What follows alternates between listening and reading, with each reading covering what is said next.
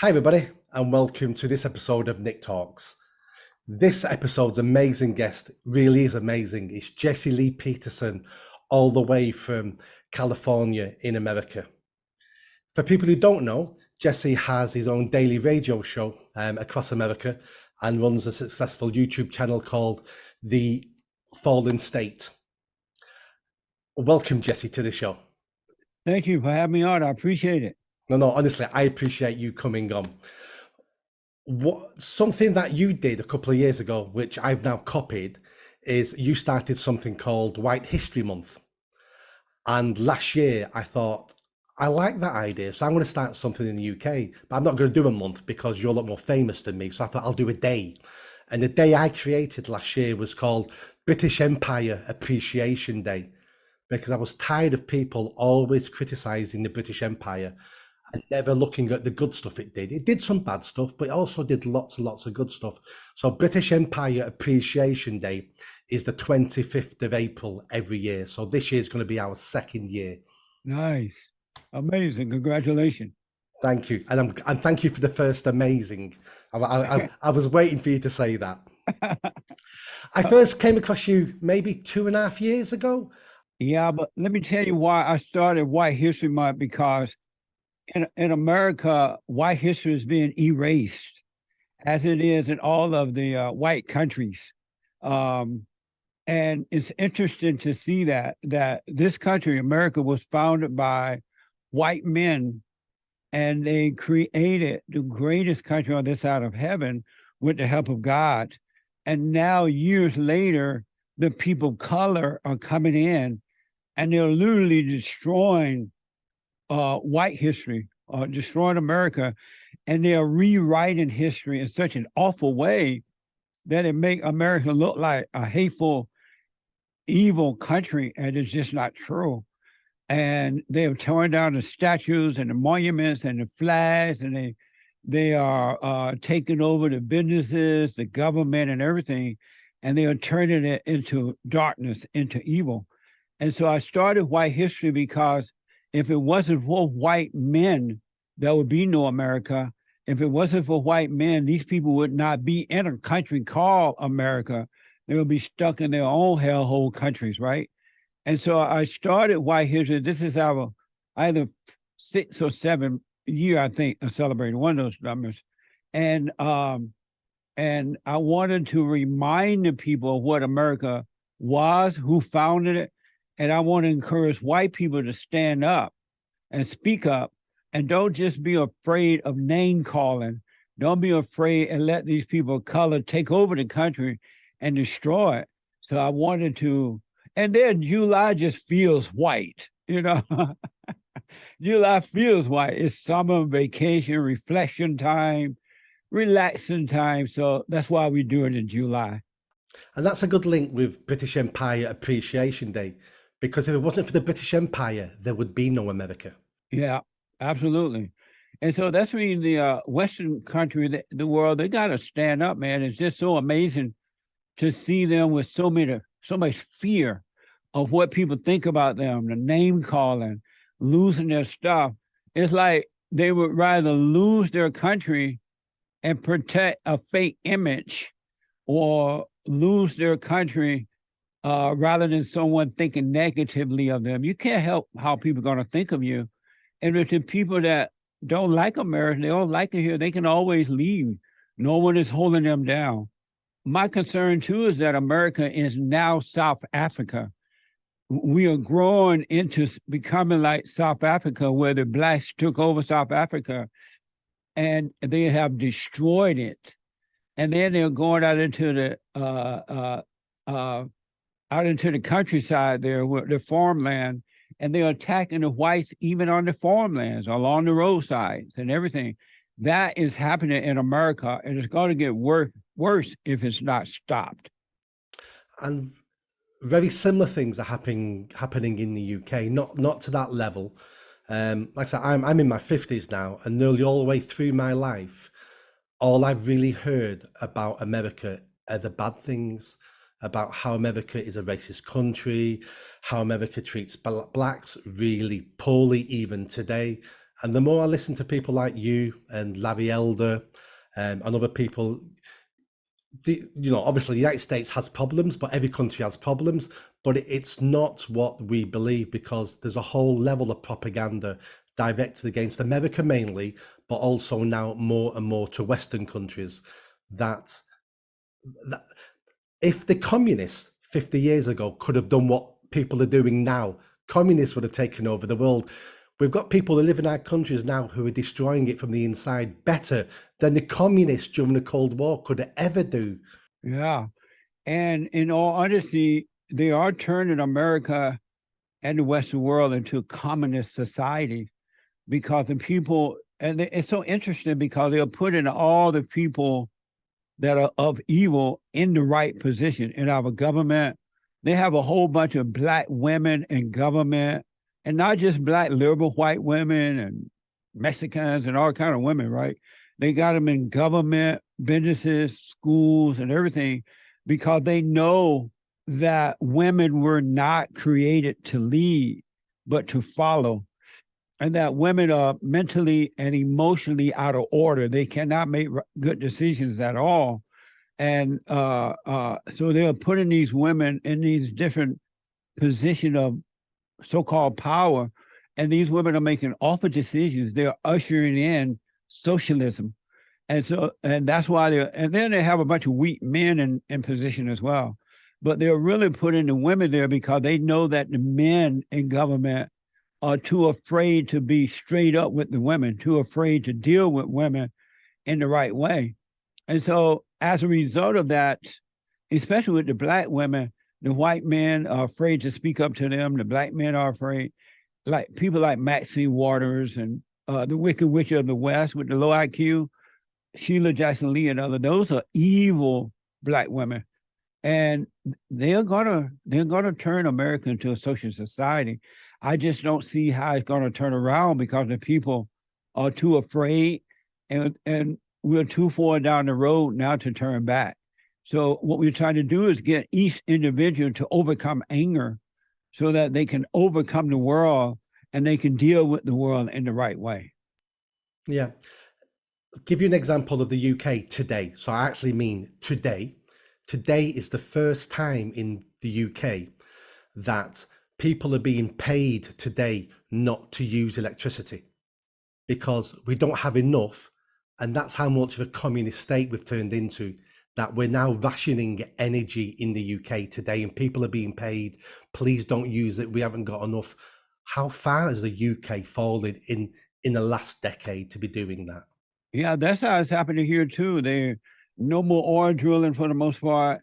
They're now asking us to use electricity at a certain time of the day and not in the evening. All kind of crazy things. So it is happening here, and it's just mind blowing to see it. Why do you think white men won't stand up in the UK and say no to this? I think it's a mixture of weak men. It's also that I believe men have a characteristic, a trait, that we want to please women. That's what we were born to do, to please women, to look after women, look after society. And we find it really difficult to deal with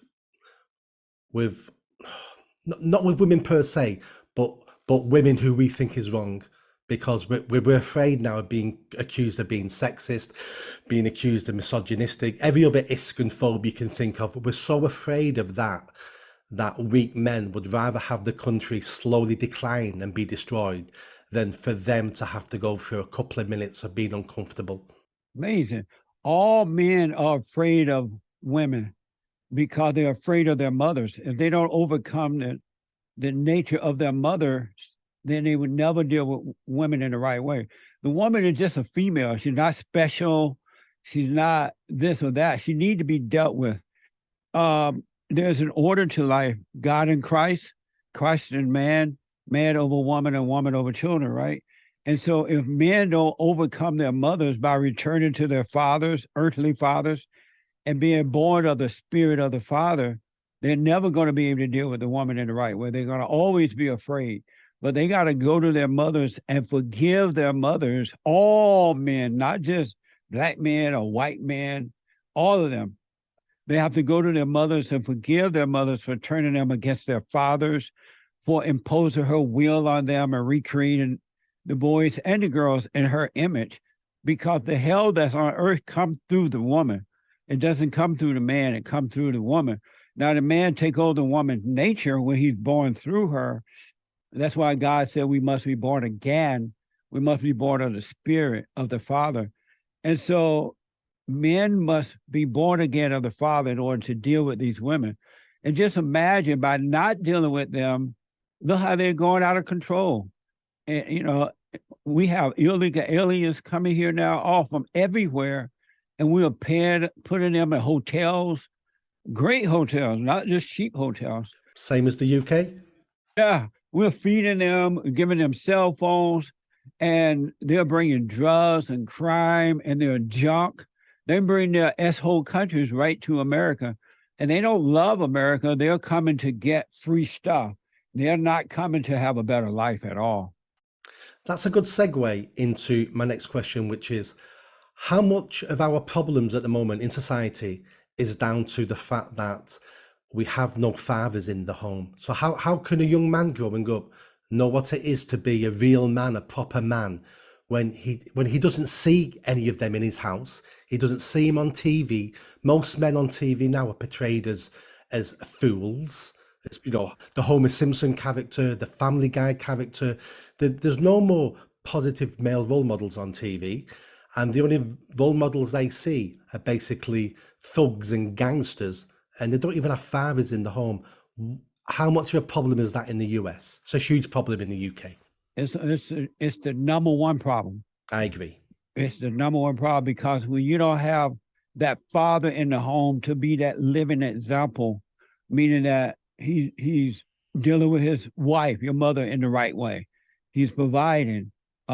He's a good example, because you can have a father in the home, but if the father is not leading the mother, the wife, in the right way to go, she's still going to turn the children against him.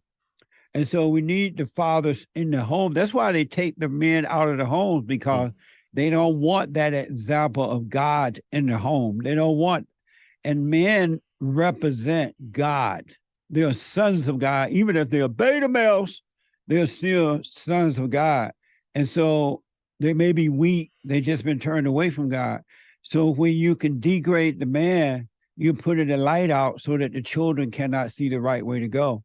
And the devil, the evil that dwells in the women and weak men, it knows that men are sons of God. And that's why you have to destroy them, because you don't want the wife and the children to find the right way to go. I remember growing up down in Alabama on a plantation under the so-called Jim Crow law. But the one thing that the blacks had going for them at that time, they did not have physical leaders over them. They only had God over them, and the parents was over the children. And they worked hard. They taught the kids to work. They bought land. They fought and did for themselves. They were individuals. And they knew that our battle was a spiritual battle. It wasn't black or white. It was good versus evil. And that there were decent white people and decent black people, decent bad white people, bad black people. So it was based on that. But once the civil rights movement started, which was one of the worst things, other than abortion, the civil rights movement was one of the worst things that ever happened to Black Americans and to the country, because they sold the blacks to the Democratic Party for fake power. They wanted to be the leader of the people. And then government gave the blacks welfare checks and money and said, but you can't have a father in the home, removing Christ from the home, right? And since then, it's just been downhill. Fathers are crucial to the family. If they're not there, they're not a living example, the family will go to hell in a handbasket. They will end up angry, living in their imagination, and out of control. So we got to put the fathers back by waking them up, so they can take back their family. I completely agree. And we see this in the UK. So I've spent 2 decades now, mainly working on the streets with young people, mainly young men and young boys, walking into the troubled areas, chatting to them, trying to get them jobs, trying to get them to see a better future than the one they have. And this is a great little story, but I always know if a child's parents are immigrants. Because if I can walk up to a 15-year-old white, black, brown boy, it doesn't matter the colour, and I say to them, what are you thinking of doing when you leave school? What do you want in life? If they say, I want to be a doctor, a solicitor, whatever, run my own business, and we're talking about poor areas here, when they say that, I know for a fact, not only your parents together, but your parents are immigrants, aren't they? And they always go, yeah. A generation away from that, what their children will say things like, I don't want to do anything. I want to be a drug dealer. I'm just going to claim benefit. And it's like, we destroy in one generation that family unit that emigrates here, and we destroy it in one unit, in one generation.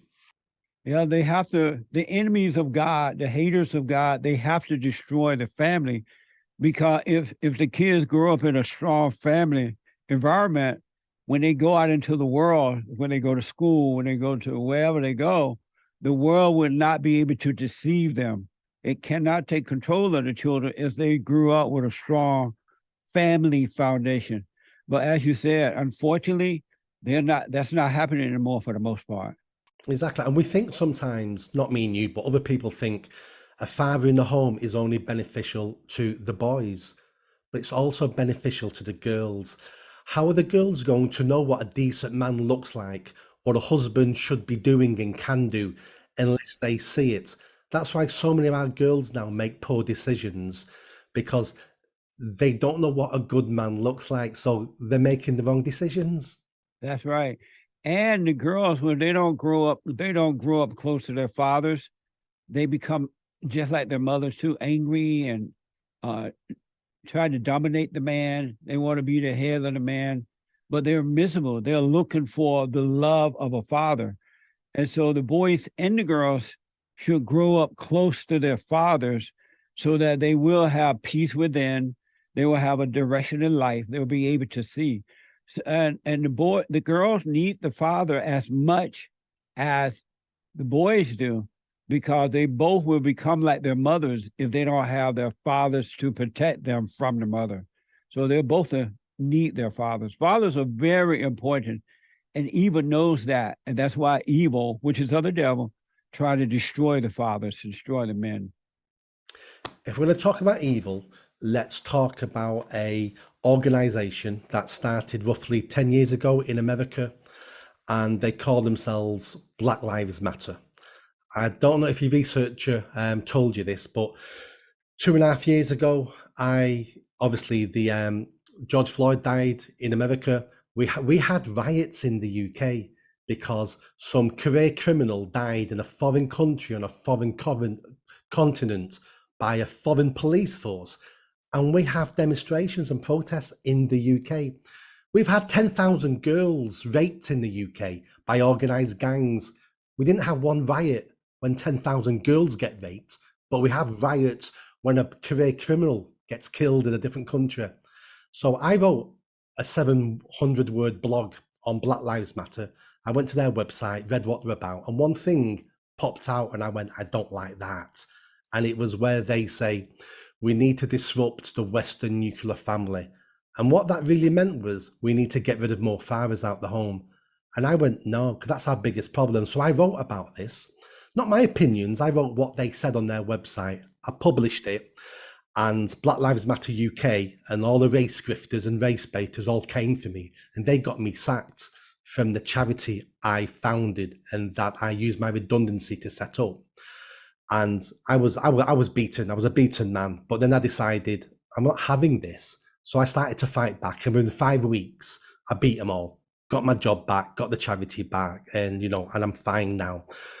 Right on, man. Congratulations. Thank you. But so my question was, I think Black Lives Matter are evil. I don't think there's anything decent about them at all. I think they're just a con. We've seen that now with Black Mansions Matter and the missing $50 million.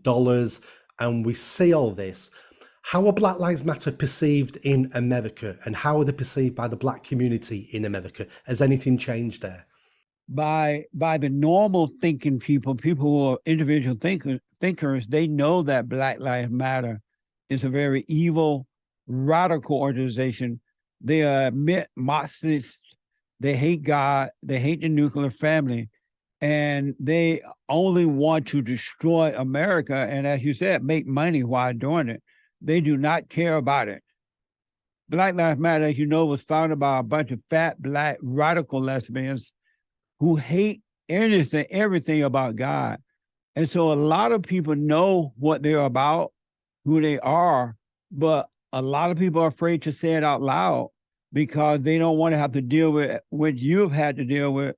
They don't know that by dealing with evil, you can overcome evil. So they won't say it out loud, but a lot of people know what they're all about. They were chanting at one time, what do we want? Dead cops. What do we want it now? Pigs in the blanket, frown like bacon. When the fallen Messiah, Barack Obama, was in the White House, and he invited them to the White House. He didn't have them arrested. He didn't say that they were wrong for doing that. He invited them to the White House. And it's just gotten worse over that. But most people know that these people are worse than the KKK. They make the KKK look like angels sent by God, right? They're so far left. They're so radical. They're so evil. But most people are afraid to speak up because they're Black people. And the people are afraid of the Blacks now. And the Blacks are going out of control because they don't have conscience. They don't have self-control. They don't have a conscience, so they're not being dealt with in the right way. And my concern is that it's just going to get worse if the people don't stand up and say no to this. Yeah, no, I agree. I mean, in the UK, when we had the riots here, some of the things they did. So obviously, you've heard of Winston Churchill. He's our greatest leader, our greatest prime minister, our greatest hero of the last couple of 100 years. They graffitied his statue. London had to board up his statue because they wouldn't stop people doing it. In London, we have the cenotaph, which is a memory to all the British soldiers who died in all the wars. We had Black Lives Matter trying to light the flags, the Union Jack flag, on fire. And that's for the war dead. They're tearing down statues. Luckily in the UK now, the brand of Black Lives Matter now is completely discredited. Some people still support it, but everybody now knows that it's a discredited organization. I just hope they know that here too, but they won't say it, right? They won't. People are saying it here now. Yeah, and it's unfortunate that in your country, the UK, that they carried on like that, not knowing the real story of what happened, not knowing that George Floyd was an unemployed drug addict, not knowing that he'd been to jail before. It wasn't like, I mean, it's just crazy. It wasn't like some innocent guy tiptoeing through the tulips and that happened. And you have people in the UK participating in this evil. It just doesn't make sense. Those people are not thinking for themselves. That should not have gone down like that.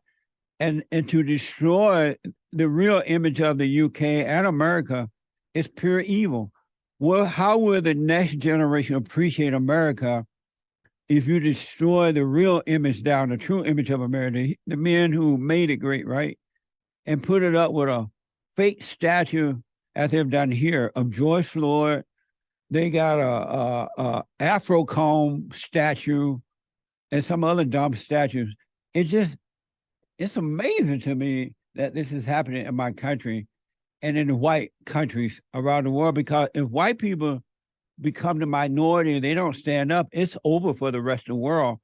Because these Blacks and these people from Allah Abba countries, they don't build, they destroy.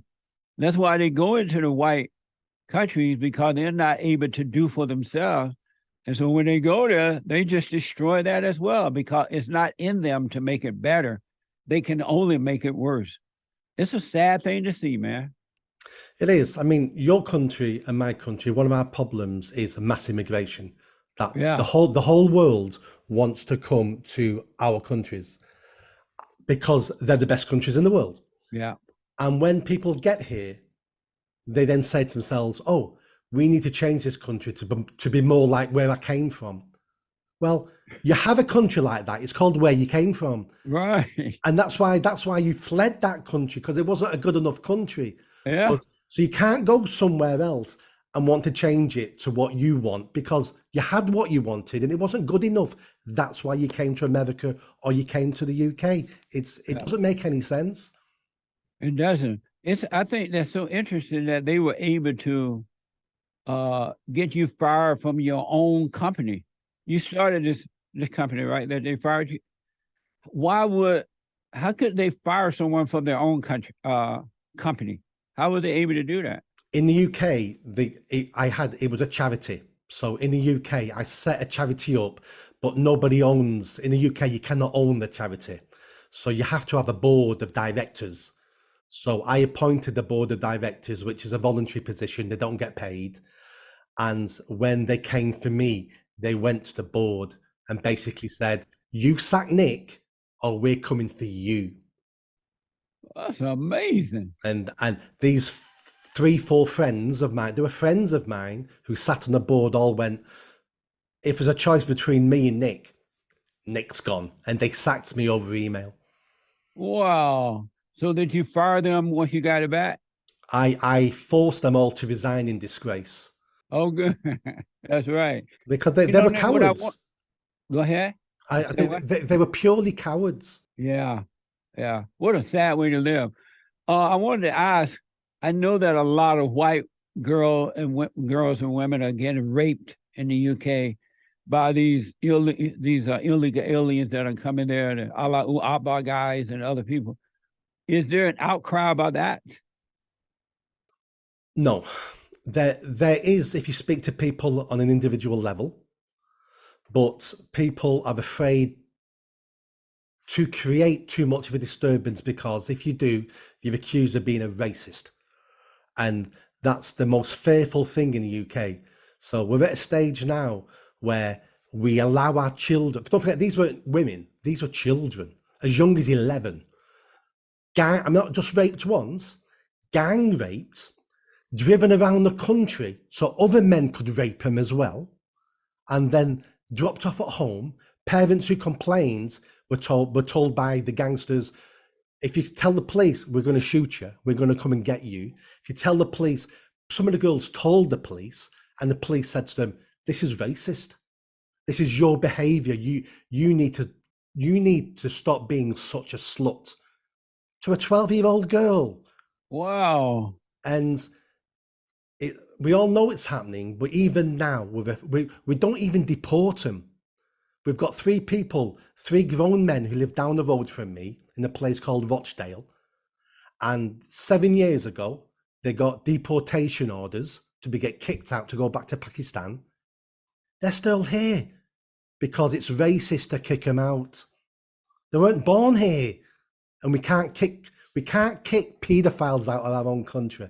It's absolutely mental. It's gone crazy.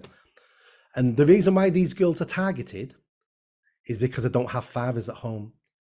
Because if you've got a father at home and you mess with a girl, you risk violence because you don't know what that dad's like. But when you can find girls who don't have dads at home, they're called easy meat. They're easy pickings.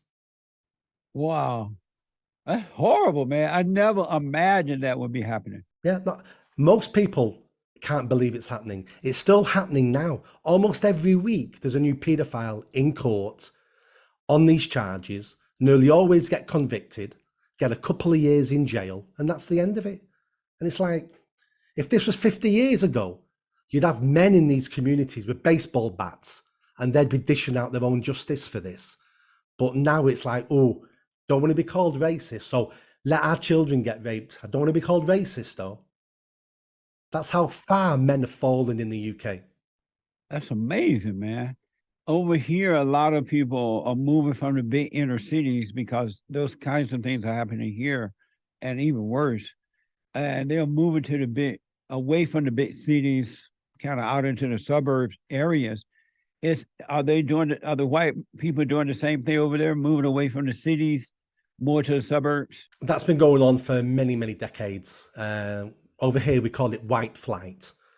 That all the big cities now are becoming more and more ethnic and more diverse from people from all over the world, and the long-term residents are moving out to the suburbs more and more and more. But that's been happening for decades and decades. White people on the run. That's what it looks like. It's a shame. I just want people of all ethnicities, of all people, of all religions to stick up for what is right. Because I believe deep down inside, no matter who you are, you know what is right and what is wrong. That's right. And we need people Absolutely. to stick up for that. What a mess. Yep. Let me ask you a quick last question. My last question is, obviously your name is Jesse Lee Peterson. Yes. Are you related to Jordan Peterson by any chance? To Jordan Yeah. Peterson? No, I'm not. I've had him on my show before, and I said then we were not related. I do have a lot of respect for him. I appreciate what he's teaching out there, but we're not related. Well, I was thinking maybe you could be cousins, you could be brothers from another mother. Yeah. And because you're both called white supremacists all the time, I thought maybe this could be a family business. So I just Well, wanted to ask in case you were. if we are related, I'm just not aware of it. We may be because I do have white blood in me. Yeah. So somewhere in the far distant genealogy thing, genes, Yeah. maybe he could be my cousin. You never know. You never know. Jesse, thank you so much for coming on the show. I've thoroughly enjoyed speaking to you. When I emailed your production team, I thought, I'm not even going to get an answer, never mind a yes. I thought, I'll try anyway. And within a day, the answer came, oh, yeah, I'm sure he'll do it. So thank you so much for being a guest on my show. You're welcome. Yeah, we try to get the word out everywhere we can because men got to wake up. Men got to return to the Father because the world need men. It's not going to make it if the men stay weak. If they don't stand up and stop this mess, it's over for the world, not just the countries only, but the world, because the power comes through the man. It's not through the woman, it's through the man. And men around the world need to get away from this idea that it's about the color. It's not about color. It's not even about male or female. It's the order of God. God in Christ, Christ in man, man over woman, and woman over children. And every time men listen to women, they're gonna suffer. I don't care what woman, it's their mama, their grandma, their girlfriend, wives, and government, whatever. Whatever the man listens to the woman, he will suffer. We gotta turn men back to the Father if we plan to change this. May I ask you one quick question before we run? Did you go and forgive your mother? That means no. Well, have I said that to her? No. I have a great relationship with my mother. I would say yes, I have. Why haven't you gone to her and forgiven her? Why haven't I? Yes. I think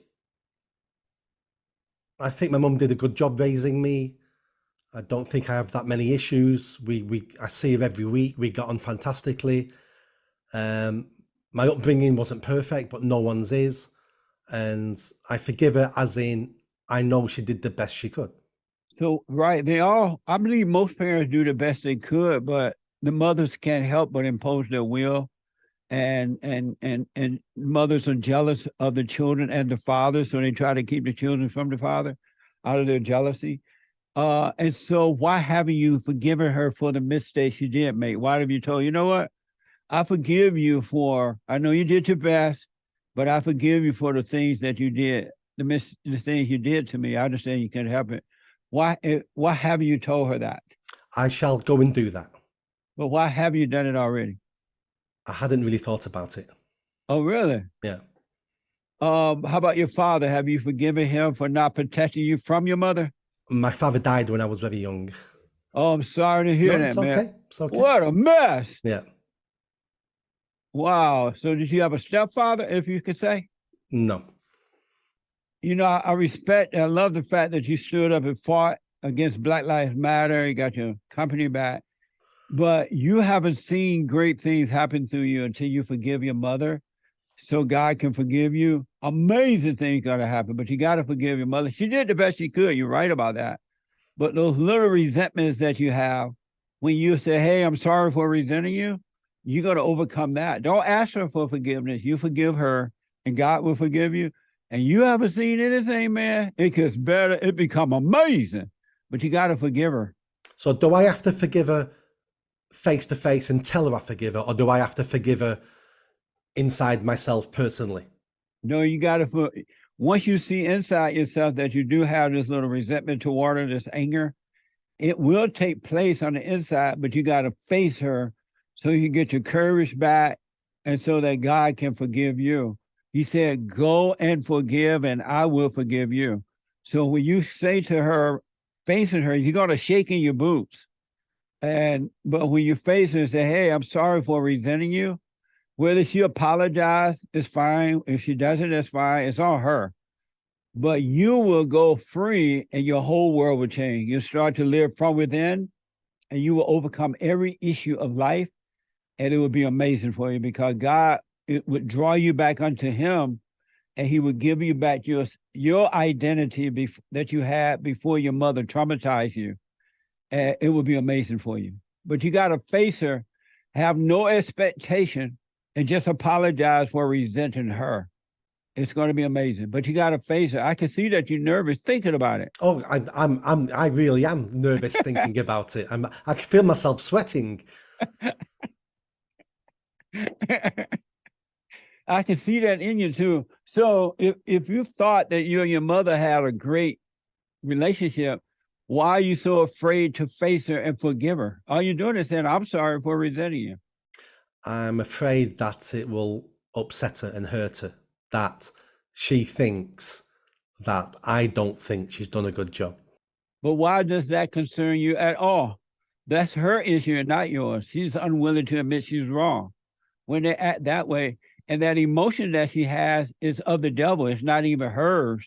It's that anger that she has inside of her, which is causing her to liberate her imagination. And that's of the devil. And maybe by you forgiving her, it might force her to look at herself so she can forgive her mother and so on and so on. If we ever speak again, I will let you know how I got on. Yeah, make sure you do. But I can see you sweating, man. I'm seriously thinking about it. I'm not just, going, oh, I'll wait till this interview's over and I can forget about it. I'm seriously thinking about it, and it is making me sweat.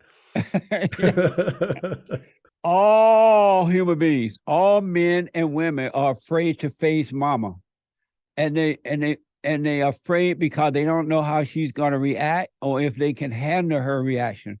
But I'm telling you, once you face mama, you will overcome fear, and there will be no fear inside of you at all.